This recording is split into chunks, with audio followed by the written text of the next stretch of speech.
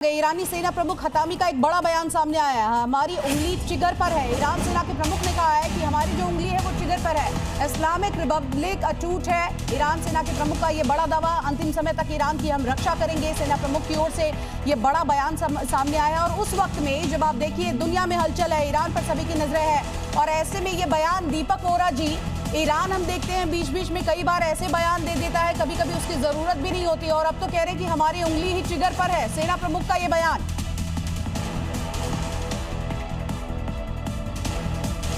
दीपक जी जुड़ेंगे हमारे साथ। कमर आगा सर, ये सवाल आपसे भी।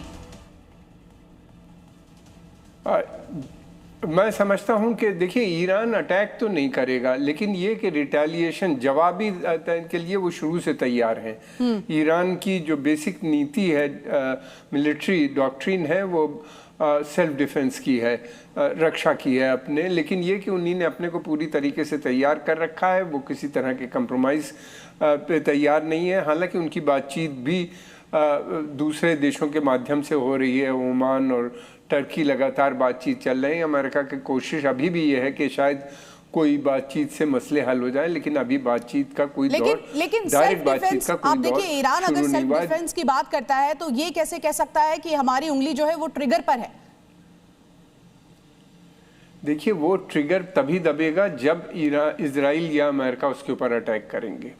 उसके लिए उससे पहले वो नहीं दबाएंगे। अमेरिका ईरान आखिरी देश होगा जो चाहेगा कि युद्ध हो जाए। वो अपने को हर तरह से बचाने की कोशिश करेगा। अकेला देश है पर्शियन। और दूसरी बात ये भी है कि अमेरिका और इजराइल बहुत शक्तिशाली देश हैं।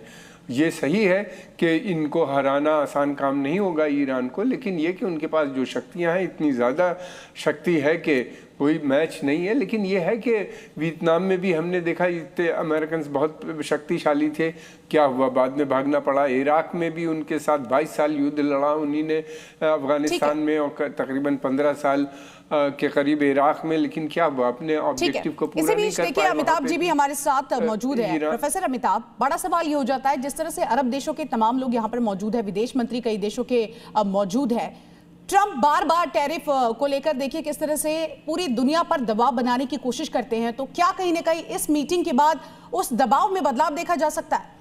देखिए, ये भारत का आउटरीच है अरब वर्ल्ड के से, और हम ये भी चाहते हैं कि हमारे जो 90 लाख वहाँ पर प्रवासी रहते हैं, हम उनसे तेल का व्यापार करते हैं और अरब लीग स्टेट्स के साथ हमारा संबंध पहले से भी अच्छा रहा है। और चूंकि इस समय वेस्ट एशिया की हालात बहुत डिफरेंट होते जा रहे हैं, लग रहा है किसी भी समय ईरान पर अटैक हो सकता है, ऐसे समय में इनका यहाँ आना ये दिखाएगा कि भारत की जो कूटनीतिक पहुंच है वो दूर तक है। सिर्फ हम यूरोपियन यूनियन, रूस तक ही नहीं है, अरब लीग के राष्ट्रों तक भी बिल्कुल, और एक बड़ा मैसेजिंग देने का काम करेगी।